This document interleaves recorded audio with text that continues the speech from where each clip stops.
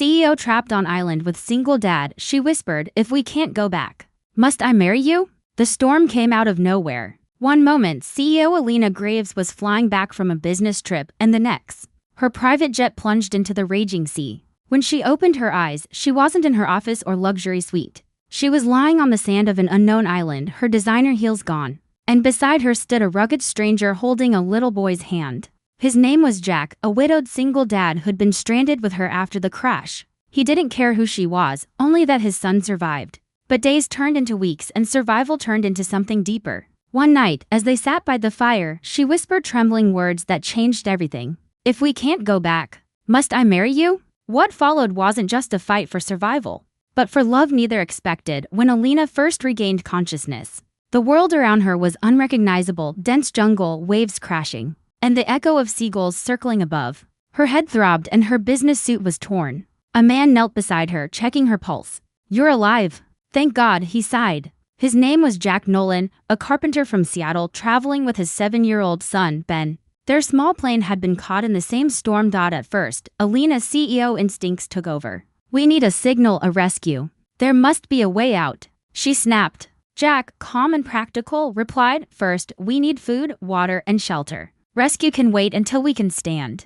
It infuriated her, this man who dared to question her authority. She'd commanded empires, led thousands of employees. But here, none of that mattered. Her phone was dead, her designer bag useless, and her power gone.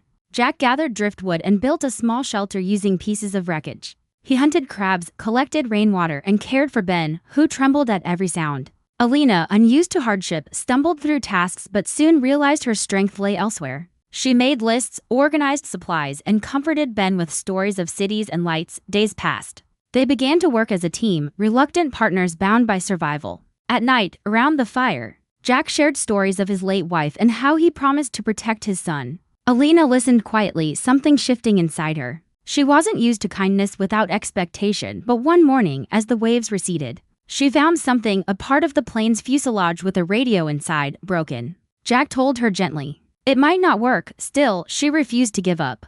Then I'll fix it, she said. For the first time, the CEO wasn't giving orders, she was fighting beside them. Weeks passed. Their survival became routine, fishing at dawn, cooking by sunset. Alina learned to tie knots, filter water, and even laugh at Ben's silly island games. But beneath those simple days, something unspoken grew between her and Jack. One evening, a storm hit again. Rain poured, lightning flashed, and their shelter barely held. As they rushed to secure it, Alina slipped, falling hard. Jack caught her, holding her close. For a moment, their eyes met, wet, breathless, trembling. The world seemed to stop. After the storm, as they sat by the fire, she whispered, You never asked what I do. Jack smiled faintly. Does it matter here? That answer broke her walls. For once, she wasn't CEO Alina Graves, she was just Alina. A woman who'd found peace in a world without meetings or masks. Ben soon began calling her Alina. And Jack couldn't help but smile at the bond forming between them. But loneliness had its way of whispering. Late one night, as the fire flickered low, Alina asked softly, What if no one comes for us? Jack hesitated. Then we live. We build something here. Her voice trembled as she replied, If we can't go back. Must I marry you? Jack looked into her eyes, half amused, half stunned. You don't have to, he said gently. But I wouldn't say no, she laughed through tears. A laugh that meant more than any deal she'd ever signed. The next morning, the sky was calm. Eerily calm. They saw a distant shimmer, a plane circling. Alina grabbed the broken radio and with trembling hands, tried once more. The static cleared, a faint voice answered back. This is Coast Guard signal received. They were found, rescue boats arrived hours later. As the team helped them aboard, Ben clung to Alina's arm. Don't leave us, Aunt Alina, he cried. Jack gave her a faint smile. Thank you for everything, but when they returned to civilization, everything changed again. Cameras, reporters, and business partners swarmed her. Overnight, the world learned that the missing CEO had survived. Jack quietly disappeared with his son, back to a life far from boardrooms and spotlights. Months later, during a company charity event, Alina stepped onto the stage, but paused. There, among the crowd, stood Jack and Ben, dressed simply, smiling proudly. She froze, then walked straight to them. You came, she whispered. Jack shrugged.